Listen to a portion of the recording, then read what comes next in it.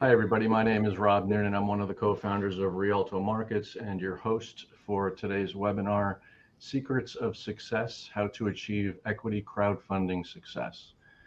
I'd like to go around the horn and introduce our panel. It's an outstanding panel. I'll start with one of my own, Lee Saba. He is Rialto Markets CTO and head of market structure.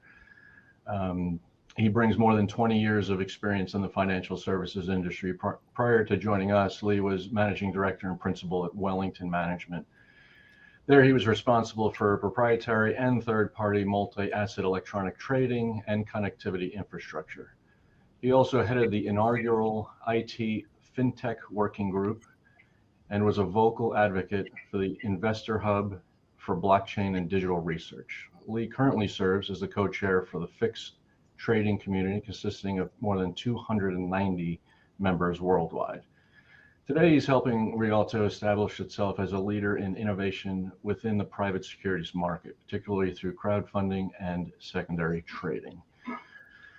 Next, I'd like to introduce Bruce Lewis, President, CEO, and founder of Bullet ID Corporation, the pioneering U.S. tech company looking to disrupt the $25 billion ammunition industry by, as its name suggests, developing a system of identifying, tracking, and managing ammunition from its manufacture to ultimate use by harnessing blockchain technology. Bruce's company is now embarking on a $52 million Reg A crowdfunding raise with Rialto Market. Next is Douglas Rourke. Doug is president of Regulation D Resources. Based in Colorado, founded in 1999, he has helped in the preparation of over 5,000 private placement offerings. Today is one of the leading Regulation D, Regulation CF, and Regulation A SEC filing service providers in the United States. Last but not least is Dr. Joseph McGinley, founder and CEO of McGinley Orthopedics. His company is pioneering the development of a range of orthopedic medical devices to improve patient outcomes and reduce costs. Its flagship product, the IntelliSense drill, is already being used by surgeons across the US and around the world. We're super excited that McGinley Orthopedics is currently crowdfunding $40 million via a Reg A raise with Rialto Markets, and helping him transform the $7.4 billion surgical device market. Now, before we get started, I want to set the scene. Last year alone, crowdfunding globally generated over $113 billion. That's a 1,021% increase from the year before. This is according to the platform PitchBook. Forbes reports the private securities market is valued at $7 trillion in 2021. It's forecast to grow to $30 trillion by 2030. There are 27 million private companies in the US alone, with less than 1% currently traded in a secondary market. So today our esteemed panel are going to discuss how they plan to achieve equity crowdfunding success and how the growth of private equity crowdfunding means more innovative private companies, increased capital growth in their investment communities, and how they make an impactful and vital change. A little bit of admin or housekeeping. We are recording this. It will be on our YouTube channel. You can access it on our YouTube channel. You can access it on our website. We're also going to email out a rewatch of the session. So I'm going to get right into the panel. I'm going to start with Joseph because I finished with him on the intros. Tell us about what's happening at McGinley. I want to go around the horn and give everyone a chance to tell us about your company, what you're doing. So tell us what's happening at McGinley Orthopedics. You guys have been taking massive strides lately, and I think it's important stuff. So over to you. Yeah, thanks, Rob. Appreciate it. Thanks for everyone joining here today. It's been exciting from start to finish. We're a true startup company. We started as a napkin sketch, and we're developing the orthopedic market to really change the standard of care and improve the standard of care for everyone. We have two classes of products that are already FDA cleared and on the market: our IntelliSense handheld robotics, as well as our lever action plates for distal radius fractures. both of these are major products within the orthopedic industry and target really the cross section of orthopedics. If you think about where our products can be used, it can be used from anything from trauma to hand surgery to lower extremity surgery to spine surgery, across the full realm of orthopedic applications. So, we started as source funding, friends and family like everyone else does. And then we grew the company from there. We did a successful Reg D round. We raised over 20 million through Reg D financing. And now we're at a point where we need to grow our company and commercialize our products on a larger scale. So, like most in that situation, you have limited options. You can go to private equity, you can go to venture capital. You can take on debt, but debt of the size needed is not readily available. So we are looking at other options. We didn't like the options that were available to us. And since we were successful with the round D financing, we came across Reg A, thought of a Reg A, and we looked into it, and it looked extremely promising for us to take that and fund the project going forward. So we just launched our Reg A round about 6 weeks ago. It's a lot of work, but it's going well. Not only is it helping us raise funds, but it's helping us bring awareness to our products. Even on some of the webinars we posted, we've had orthopedics call in afterwards and say, "Hey, how can I get this product at my hospital?" Which is wonderful, because then we're getting a 2-for-1 on our marketing and advertising for that type of approach. So we're coming along. We're learning the process, but it has been working fairly well. With the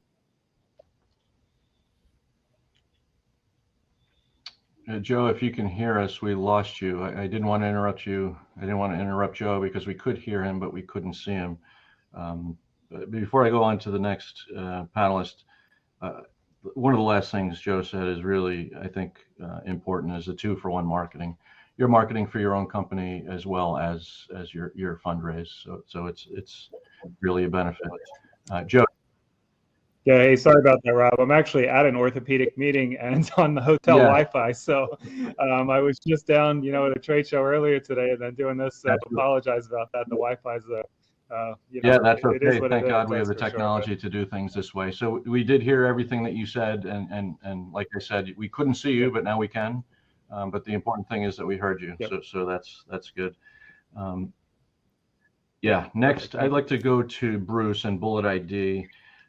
You're really looking to make an incredible difference. Can you tell us, the audience, about your company, yourself, etc.?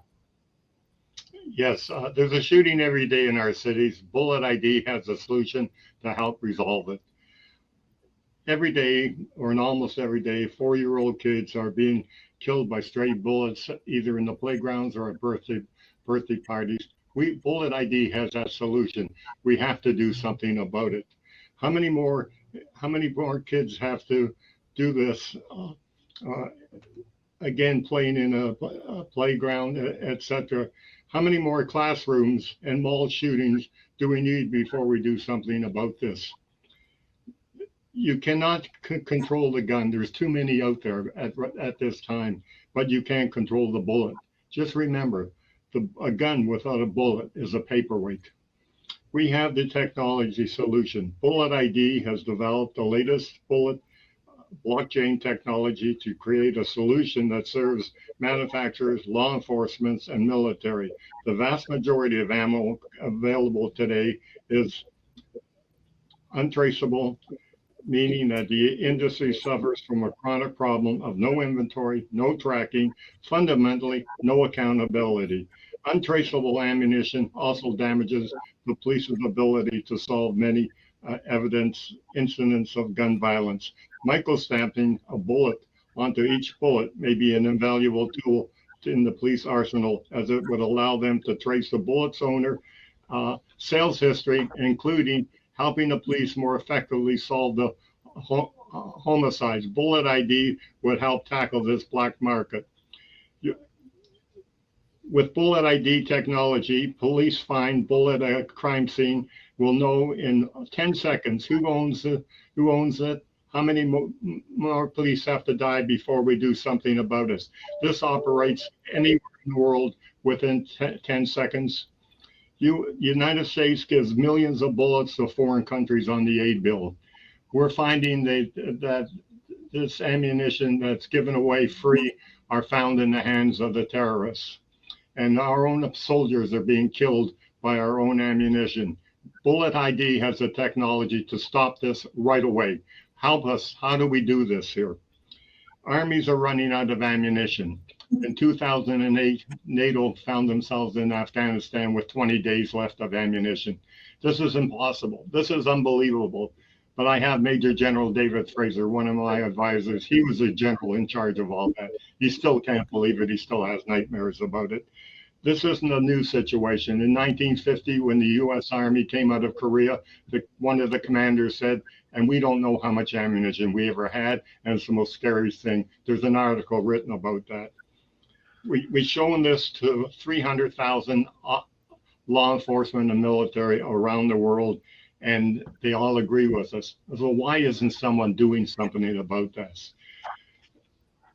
How many more shootings do we have to have before someone steps up to the plate and says, there's this company out there, there's a solution. Why don't we talk to this company? I don't understand that. This isn't an old situation. 141 years ago, you all remember the OK Corral. It was a gunfight there. So don't think that today we're in a gunfight ourselves with Bullet ID versus this whole world. There's an election in 2 weeks. Go to the social media. We have the solution. Why aren't they doing something about it? Ask your member of parliament. There's the solution. Everybody else is looking for it. The police, everybody. Why isn't someone looking at it? Thank you very much. Thank you, Bruce. Doug, I'm gonna go to you last. The first question when issuers come to me is who do you have to do your offering prep? Because if you don't have an expert, it turns into a long experience. Tell us about your company and how you help people, hopefully starting from the beginning of their fundraise. Yeah, absolutely. Thanks, Rob. So I'm Doug Ruark. I'm president of Regulation D Resources. We're a 23-year-old firm that specializes in SEC filing preparation, general offering preparation, and we also have a technology side of the business where we can build and deploy investor raise portals. So we've got a pretty unique business. I think ultimately when you look at how these offerings are being prepared now, obviously you need your filing work done. You need all that submitted properly to the SEC. You obviously need good general guidance on how to get through these processes. But you need technology as well. And I think ultimately then, the fact that we've got everything under one roof where we're able to, get the filing work done, but we're also able to build the raise portal is critical. And so it's really been fascinating as somebody that's been doing this since 1999 to watch the changes and see the changes not only in the rules, but also the technology. The technology backstopping these offerings these days is amazing. And so our firm is here really as in a way a quarterback also to really kind of coordinate everything and really work efficiently to get the client to the finish line so they can launch their raise. Yeah, it is crucial what you do. If you don't get that right from the start, like I said, it turns into a long journey. I'm seeing some questions come in from the audience. We'll get to those shortly. Feel free to keep asking questions in the chat. Again, a little bit of admin. If we don't get to your question, we will do our best to email you and get you the answer. But the first question I have is for Joe McGinley. Tell us, there's a few parts to this question, but tell us why you chose to do a Regulation A round. You have an active investment raise of $40 million. Tell us your plans for the use of the funds and what are some potential exit strategies for the company. Lastly, I know that you have bonus shares available now, and I want to make sure that you talk about that because it is important. I believe it's ending soon. Yeah, that's correct. So our raise can be found at invest.com. So we have all of our associated material there.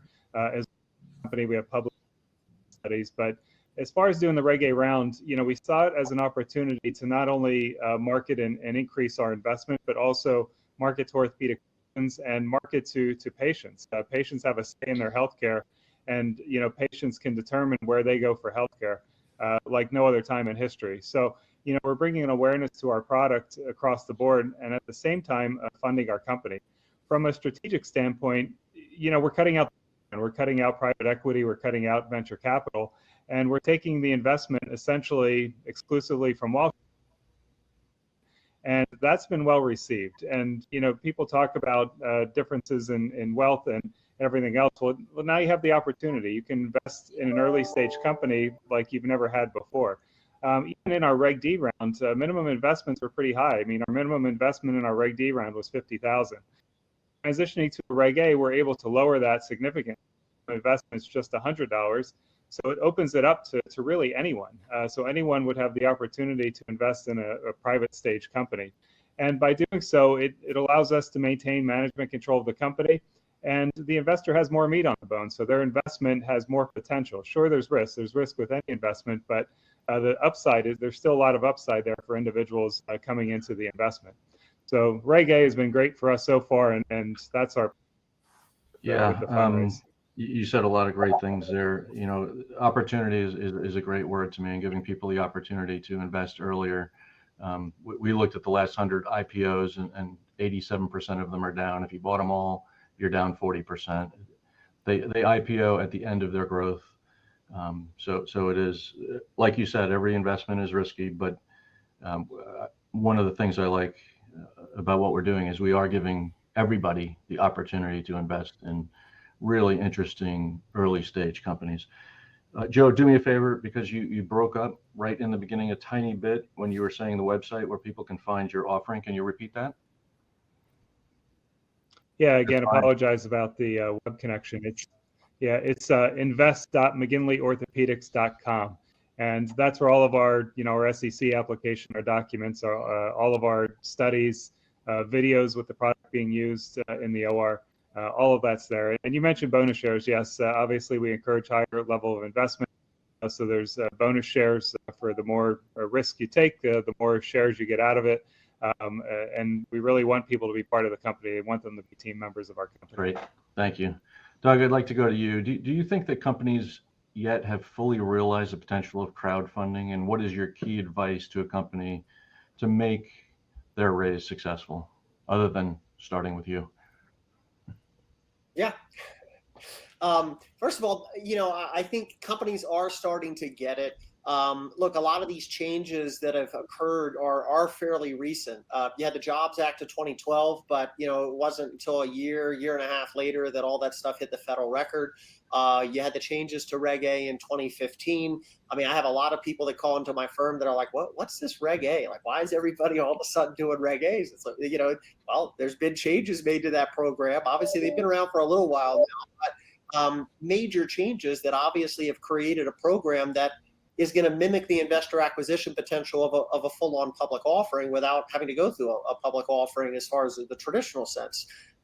So I think ultimately, that's what's so important about podcasts like this, is getting people to understand the capabilities now. I've been doing this since 1999. I remember the old school days of traditional old private placements where you couldn't generally solicit anyone. You had to have pre-existing relationships. There was no technology. You didn't have raise portals and stuff like that. And I think what's really fantastic is, first of all, getting an opportunity to work with people like Joe McGinley and, helping them through this process, but then seeing them be able to go out with a social impact type deal, which, especially with MedTech is, and then being able to really incentivize their affinity base and build an affinity base that's going to not only support them, but obviously be able to own equity in the company, be able to participate with the company, and support a company that's out there that's going to have products and technology that is social impact. And so, prior to 2015, I mean, that just really wasn't going to be available for a company like Joe's. I mean, he could have maybe gone and done like a 506c Reg D, and they obviously have done some Reg D rounds. But so I think ultimately people are getting there. Another perfect example is these direct issuance Reg CFs. As you know, Rob, we've done a bunch of them with Rialto as the broker-dealer intermediary partner. They're fantastic. I mean, so, for a lot of these companies where their investor base is going to be non-accredited, a lot of non-accrediteds, and they need to be able to generally solicit, but they maybe don't want to go through a full-on Reg A yet. These direct issuance Reg CFs are fantastic. It's basically going to give them a mini Reg A plus as far as capabilities. So I think people are starting to get it, and I think credit to firms like Rialto trying to get the word out that times have changed. I think also the technology piece. You do a Reg A. I mean, you go to Joe's Raise website right now, okay, and you hit that invest button. 3 minutes later, you've invested in Joe's shares and you're moving on with your day. Go try it. So that's the other thing that I think is amazing, is the fact that the technology is there, that if I want to invest in Joe's deal, it's 3 minutes. It's blockchain based technology, recording everything. I mean, it's fantastic. On the race success side, there's a lot of things that I think really step into that dynamic. The first thing is I think ultimately you want to get into the proper program. There's a number of programs available that you can file under. That's obviously a big benefit of working with a firm like ours, is that we can give you some guidance there. We can guide you on what do these programs look like, what are the costs and timeframes, what are the additional vendors you're probably going to need, what are the capabilities of these programs. I think the second thing is putting a good team in place. Ultimately, it takes a team to get a client through the filing process and get prepped and get launched. It takes a broker dealer there making sure that all the compliance is happening properly, and it takes marketing. And I think that's the other thing too, is having a good marketing team in place to help you get the message across. I mean, that's really the key thing. I go to a Raise website, the message has got to get across to me. It's got to hook me. I got to understand, what is this opportunity and why do I want to be a part of this company? And then I think ultimately it also comes down to something like valuation and terms, right? That's also where that team mentality can help. My firm, Rialto Markets, right? I mean, like there's resources then there to help that client on things as simple as valuation. You want to go out with something that's going to be reasonable. And then ultimately too, some of these other little quirks in these programs that a lot of people might not know about, like bonus shares, like what Joe's running right now with the McGinley offering. And, if you get in early, you get bonus shares. A lot of people don't realize you can do that with these offerings. So I think, ultimately, in answering that second part of the question, there's a number of pieces there. I think it does start with putting the right team in place, because you need to get good guidance to go through this. It's not just the prep piece, but it's also the marketing piece, so you get exposure for your opportunity and have a successful offering. Yeah, thank you for all of that.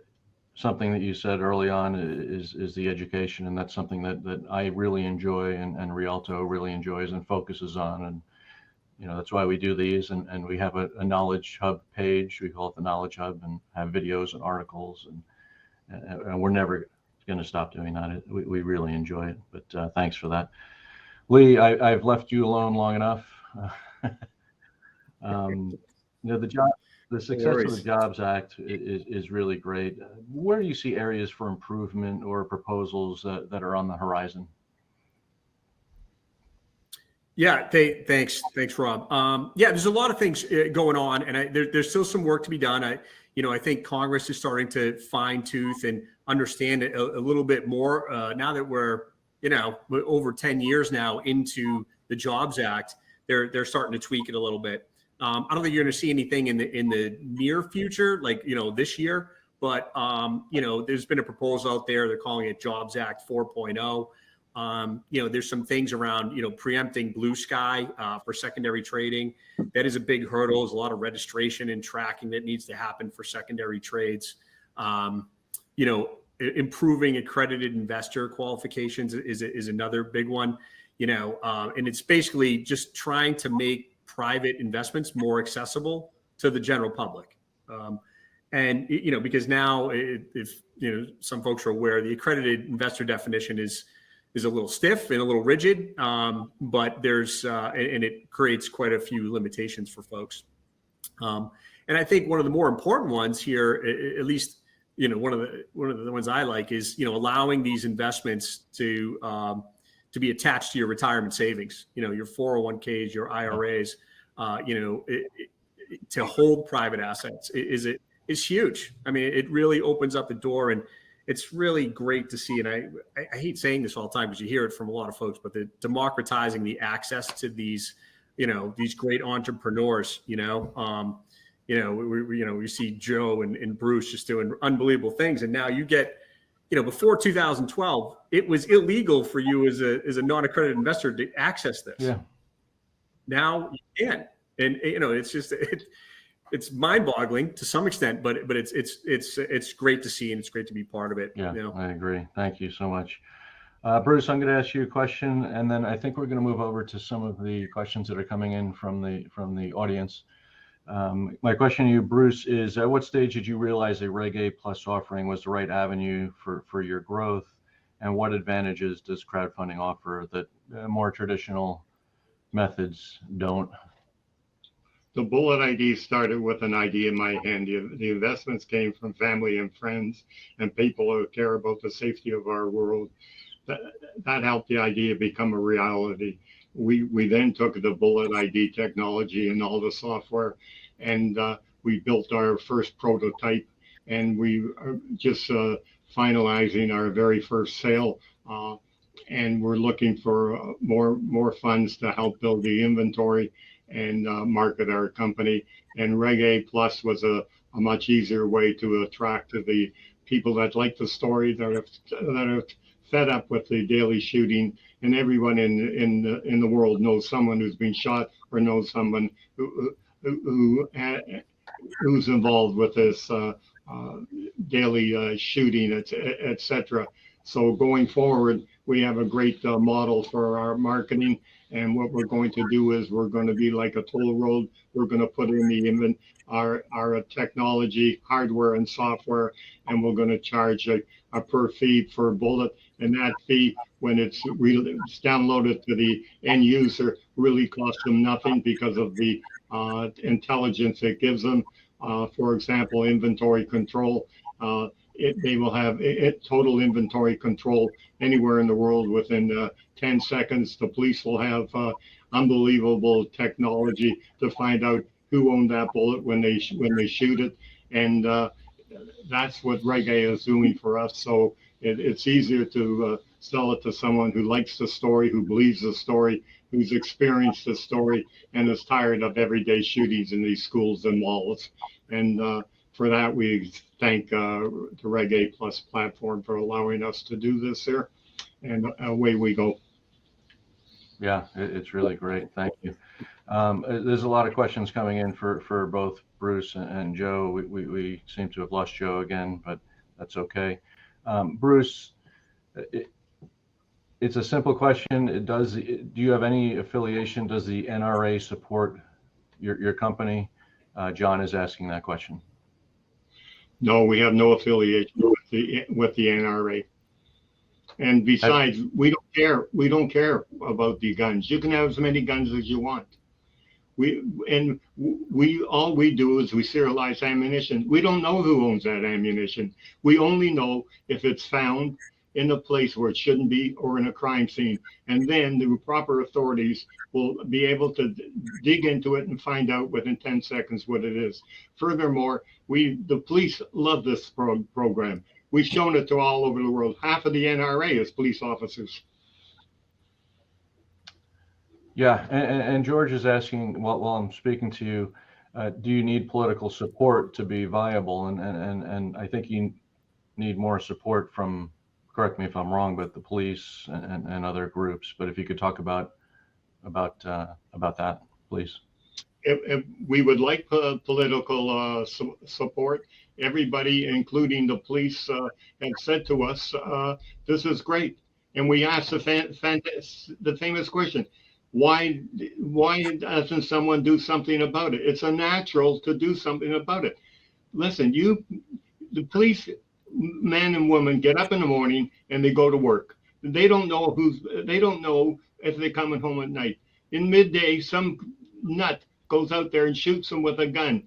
We have that technology. We can stop that technology, and yet no one is doing anything about it. It just doesn't make sense. They'll all agree. Go and ask a police officer on the street. He'll tell you the same story. It's the best situation, period. Yeah. Joe, you're back. Question to you from Barry. How big is the addressable market, and what are your timelines to profitability? Yeah, this is multi-billion-dollar market.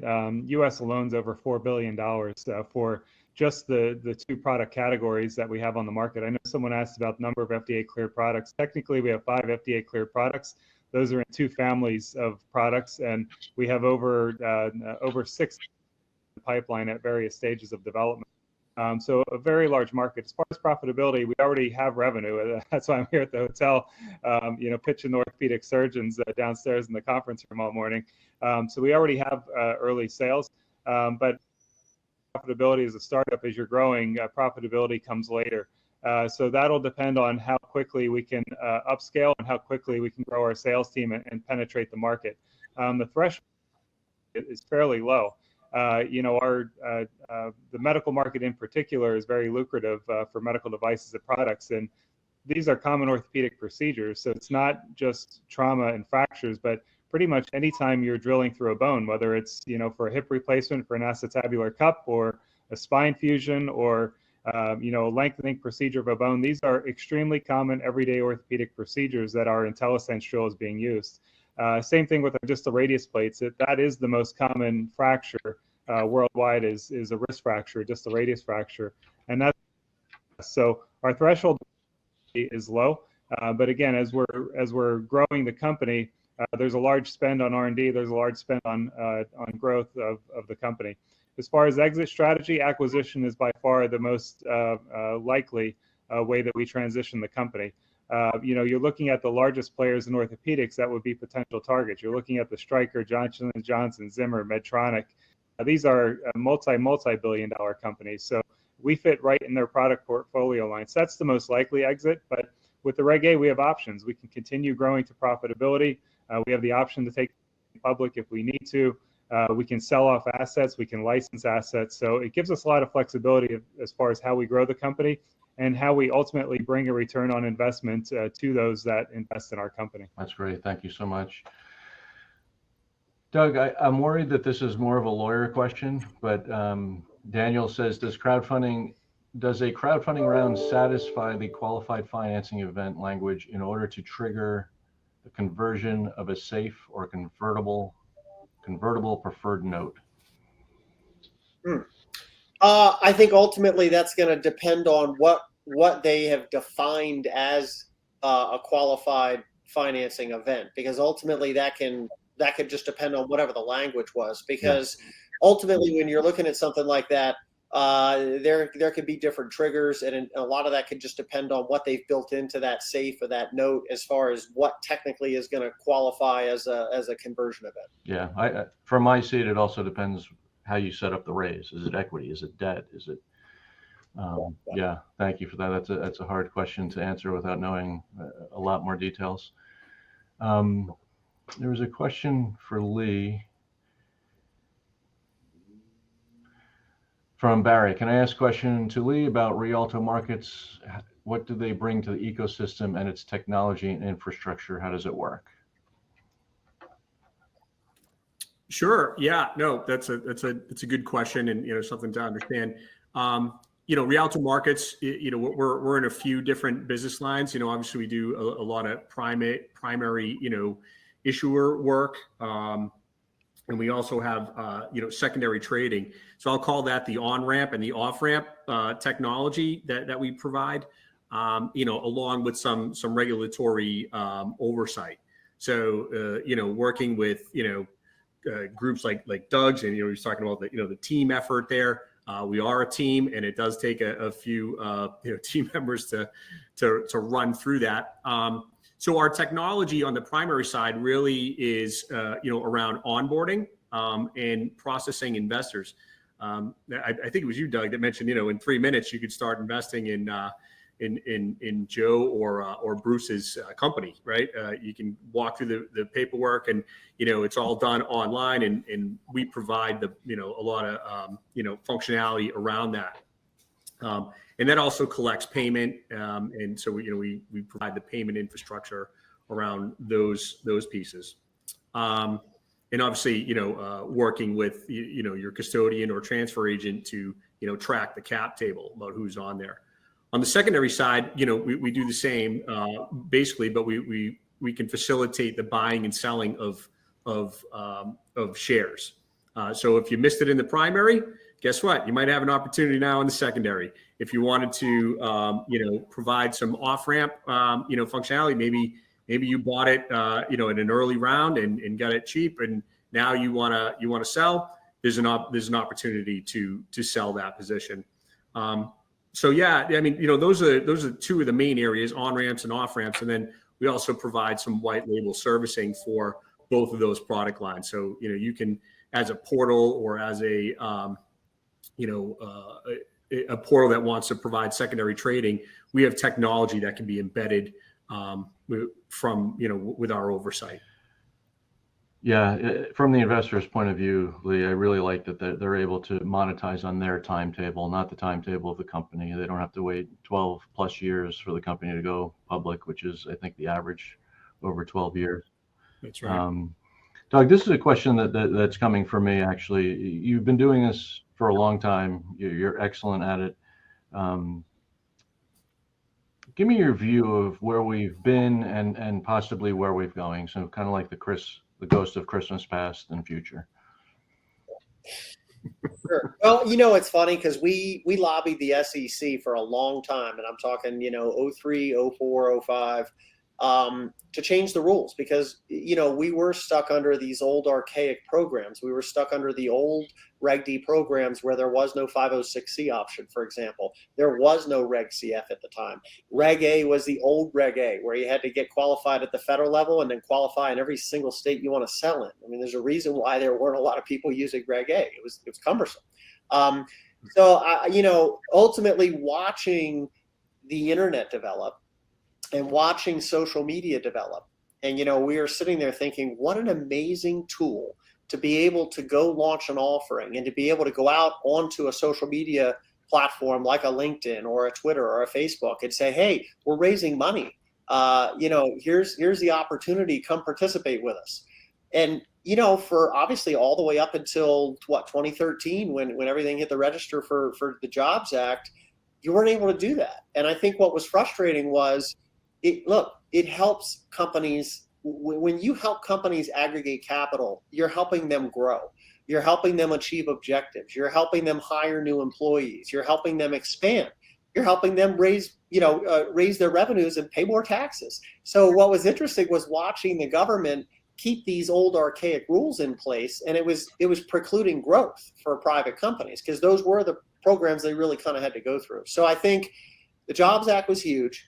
I will say that it was funny the first time I had a client launching under 506C, and they were like, well, so now I can go on my corporate website and tell people they can invest with us. And I was like, yes. And, for so many years, it was like, no, you can't do that. Right. So, and then I think too, you then obviously the changes with Reg A in 2015, but I think the big thing to me that's exciting, yes, the rule changes have been, seismic. I mean, huge.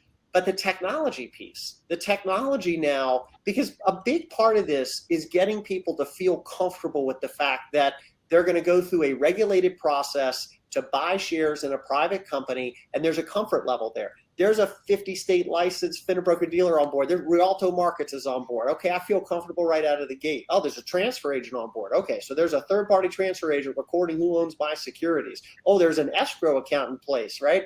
So all of these things build confidence with investors. And I think then when you start then marrying in technology where you got a 3-minute investment process, and it's almost like going to your E-Trade panel and going, yeah, let me pick up 1,000 shares of that. That's huge. And I think ultimately then too, you have a lot of people that, as Lee had said, were locked out for so long where, like the Shark Tank shows where they've sat and watched that like, well, I would have invested in that, well, now you can. And I think that's the fun part about this. You talk to anybody that's been in the business for a long time, we're all just have big smiles on our faces and are super excited because it's fun to see this now. We should have had this, in my opinion, in 07, 08. We have it now. And I think that's the thing look, Lee said it, the word's overused a bit, I think, democratize access. But it is that. It is being able to go to the second grade school teacher down the street or the oil and gas oil baron up the street. It doesn't matter now. It doesn't matter if they're accredited or non-accredited. Everybody can participate. So, and I think where we're going is watching I think we're going to continue to see the programs get better, because I think what the SEC is seeing is, hey, there are the Rialto markets there, and they are backstopping this stuff, right? And there are transfer agents with high-tech systems now, and so I think what they're going to see is okay, this does work, and there are protections in place, and we can maybe loosen that accredited investor definition a little bit, and we can maybe up the ante on Reg A, for example. Let's take it to 125 million per year. So I think you're going to continue to see the rules ease. I think as the bureaucrats in DC see that the world's not ending, that we're letting non-accrediteds put some money into a company, I think that you'll continue to see progress there. Yeah, and I think the days of diversifying equity and debt 60-40 or the split is over. You really should probably be diversifying into some other alternatives, and now you have the opportunity to do it. Bruce, I asked this question of Joe, but Barry asked both of you actually. What are your timescales to profitability? Well, we're in the process of delivering our first machine. We're just getting all the paperwork ready to go and the whatever qualifications we need for the country. We should be profitable within a year and a half. That's great. Joe, there were some pretty specific questions on here. Barry asked, I had an issue with with a cranial application. Is this something McGinley will add to their existing innovative tools? I don't know Barry's last name who's on there, but we're actually working with a gentleman named Barry who is looking at applying this to cranial applications for intraventricular shunts. So we're out in Hershey, PA, working with this particular company and group, also a startup company with a unique idea. And our technology is showing excellent promise to be compatible with this particular device to make it safer to implant for cranial applications. So I don't know if it's the same Barry we're working with, but yes, we are working on cranial applications right now. And yeah, we're looking forward to expand that as unique inventors and ideas come to us with potential applications for our technology. Thank you. Lee, I think this is for you. This is Robert. Do you have to use a crowdfunding platform? Of course, we're not a platform. We're a self-hosted solution. So maybe you can go into the differences. And are there other ways? So maybe just go into a little bit of the landscape. Sure. Yeah. There are, broker dealers, under the Jobs Act, there was two new, folks that are allowed to help and assist with this crowdfunding. One is a broker dealer, which is, obviously registered with the SEC and FINRA. The other is a portal exemption.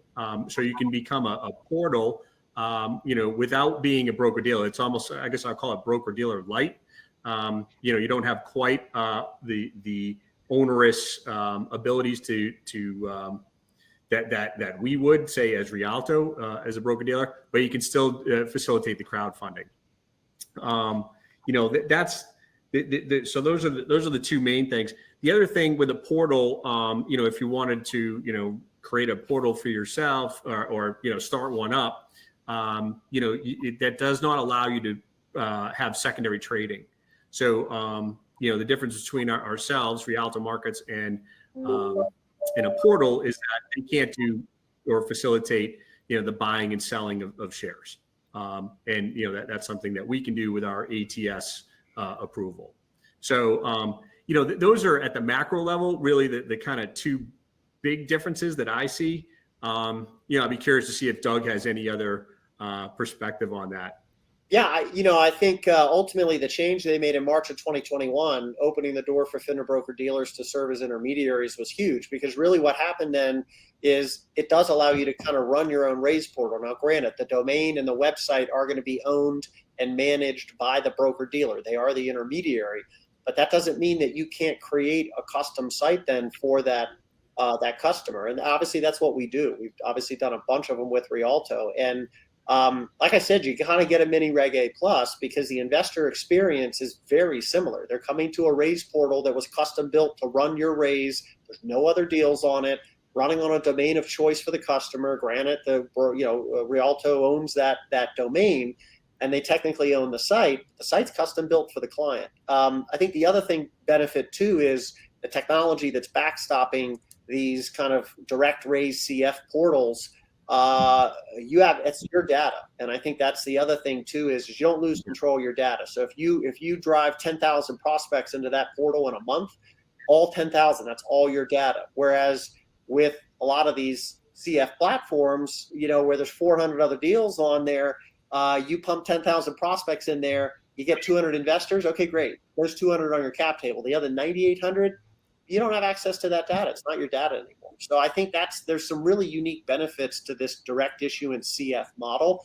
And again, it's an educational thing. I get a lot of people that call into my company and they're like, well, if we do a CF, we have to be up on a Start Engine or a Republic. And it's like, no, actually, you don't have to. We can build a raise portal for you that a Rialto will own and manage, and you can do a direct issuance CF that way. Yeah, the data.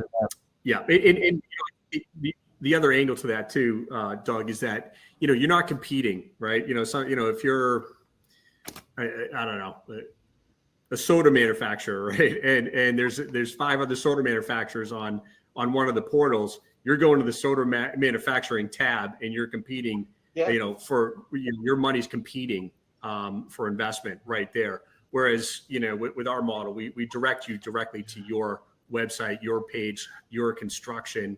And it sounds minor, but it's actually quite important.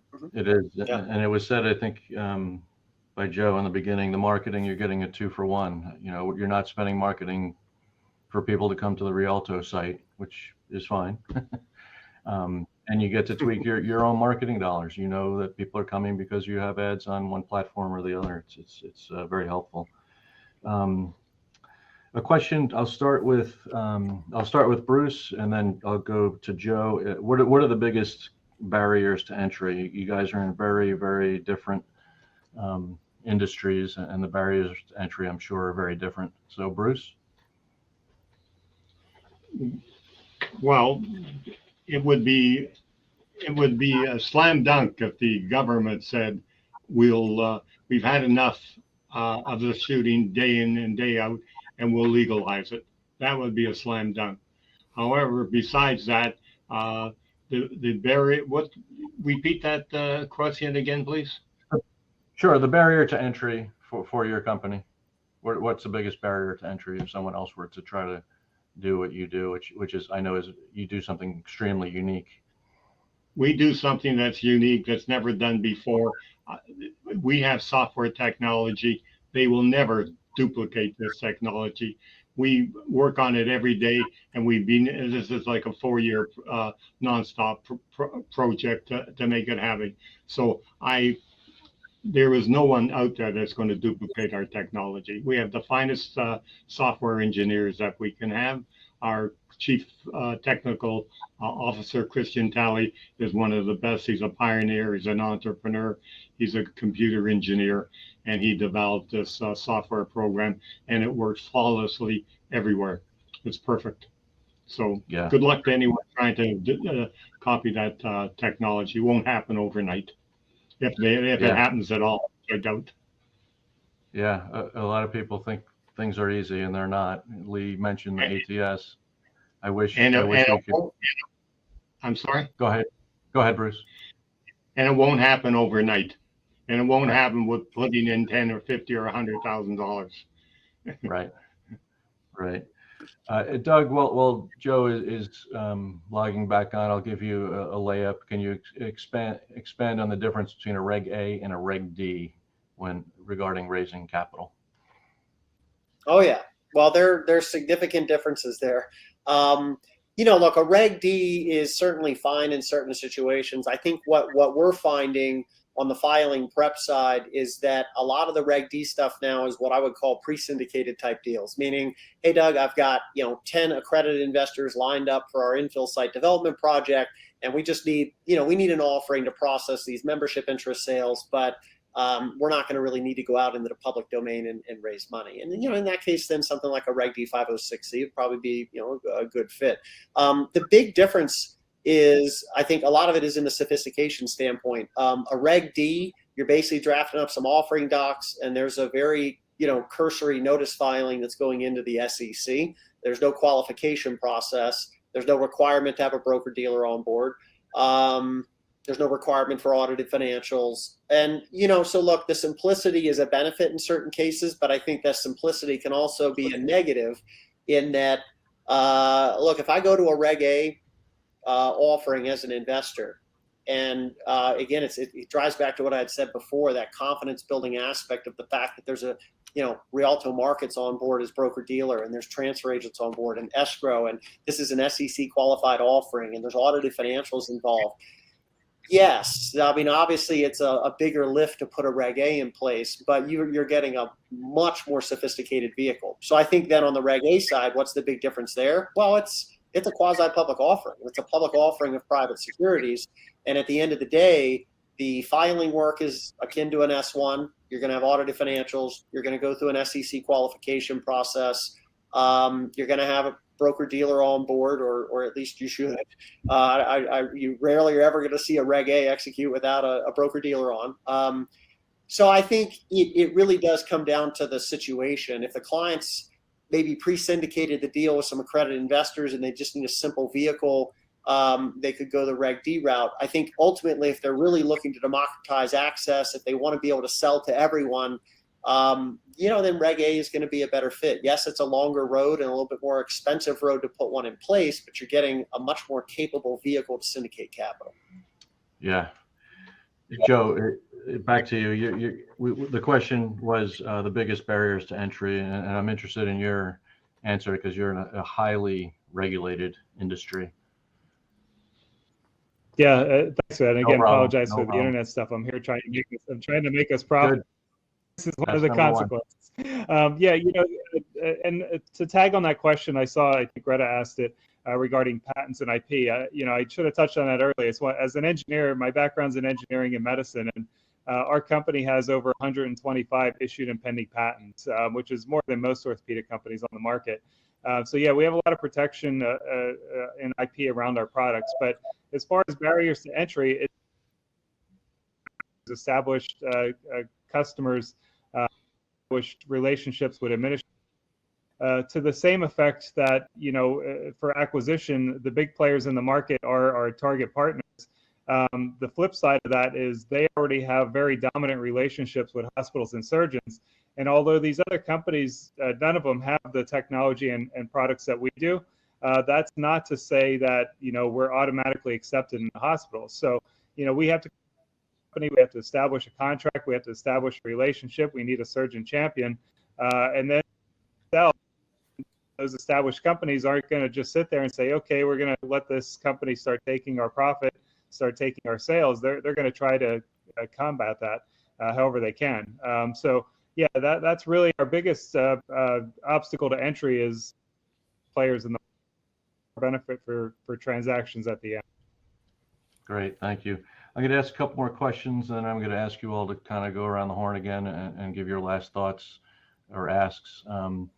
Lee, I'm going to ask you from Richard. I am an architect building affordable housing. I have partnered with a modular builder and want to raise capital for a new modern factory. Would this be the kind of offering Rialto could assist with? Easy question. Let's see. Yes, we could. We'll bring the team together. We'll get Doug on board as well, and yes, we'd be more than happy to speak with them. And then one more for each of the issuers. Greta is asking, does Bullet ID use quantum dot technology? I hope you know what that is, because I don't. It's a good question. I don't understand that technology either. Okay, so I guess the answer is no. We use PDF 417 barcode. Great, thank you so much. And then Joe, a simple question: what's the secret sauce for McGinley? What's the difference between how you do things and how they've been done in the past? If you could speak to it at all. Yeah, well, this is disruptive technology. We essentially took sensor technology, robotics, and put it in the surgeon's hands. So instead of bringing $1 million robot that's not cost effective into the operating room, we said, how can we make your surgeon better? just like we use our smartphones and in everyday life to make our lives easier and better. We took that same concept and applied it in orthopedics. The products and technologies they use for an orthopedic surgery have not changed in decades in this particular segment of the market.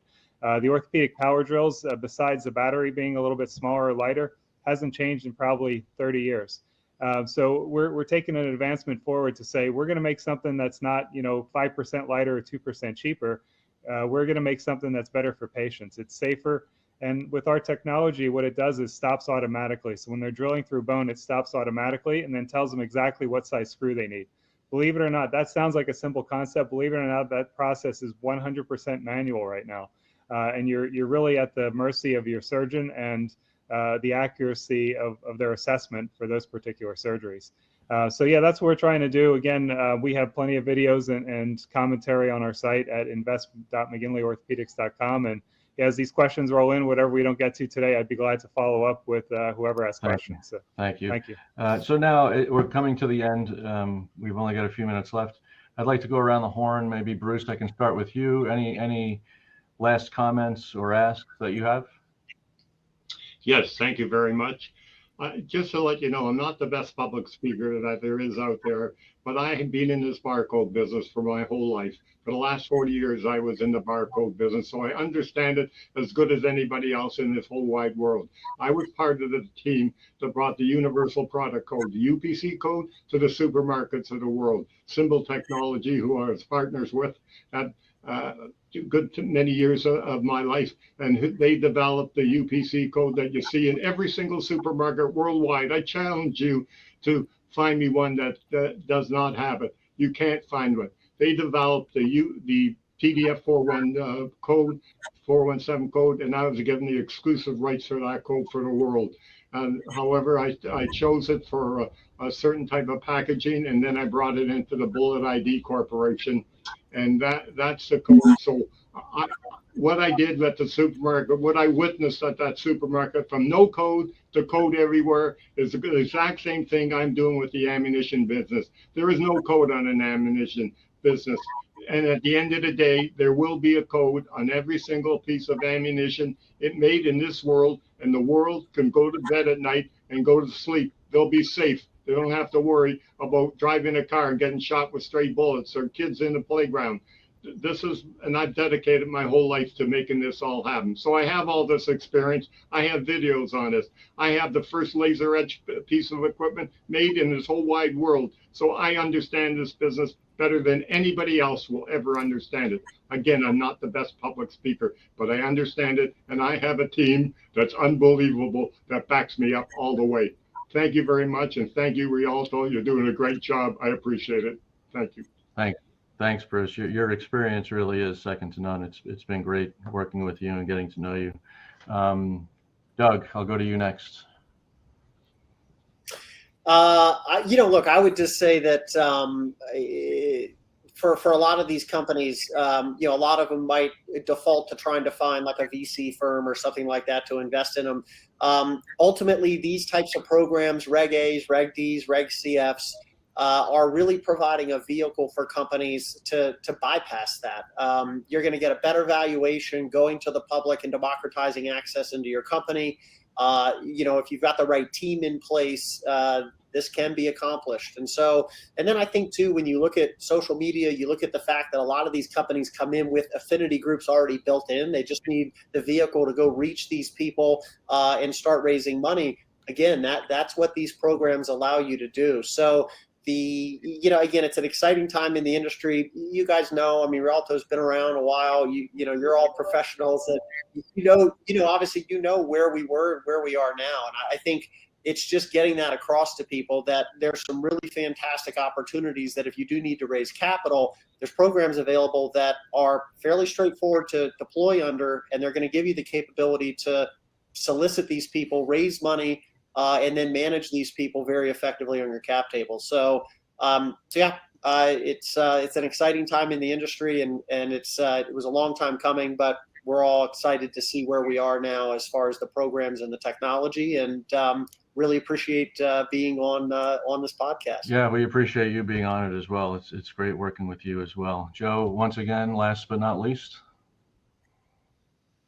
Yeah, thanks, Rob. Bruce, I really like the passion, that's for sure. And congratulations on all the work you've done. Yeah, it's been great being on this panel here today. For our company, we're providing an opportunity for individuals to be involved with changing the standard of care in medicine. Rarely do you get that opportunity through an investment. You can bring a product to your community that's not currently available, and you or a family member may be unfortunate enough to need this at some day. So, we're trying to get more individuals involved and allow them the opportunity to participate in this. We're obviously very excited and very bullish about it. We've already seen the results in surgeons that are using the technology, how much better this makes the surgery, less costly, safer, faster, which means better outcomes for everyone involved. So, we're taking an investment that really was only available to very wealthy individuals previously and making it available to everyone. And at the same point in time, advertising and marketing what we're doing. And that's what the Reg A is for us. And we're excited to be part of it and continue to lead the way. As you lead the way, obviously there's bumps in the road as you're doing this, but we're all innovators, right? Everyone on this call that are asking these questions, they're innovating or else they wouldn't be here. Bruce is an innovator. And by doing so, there's risk and there's learning curves when you're doing that. And that should be expected. This isn't easy. This isn't something that, you should take lightly, but it's definitely worthwhile, if you're invested and dedicated to the process. So thanks again. And again, I'd appreciate any questions I can answer afterwards. Yeah, that's great. Thank you. And thank all the panelists. This has really been a terrific panel and a terrific webinar. Like Joe said, we'll try to get to your questions. I'll distribute them to the right people and we will get them to you. We will have all of this on our YouTube channel. You can go to YouTube, you can go to rialtomarkets.com. You can also go to rialtomarkets.com to check out Bullet ID and McGinley or track down their websites as well. They're great companies and great people.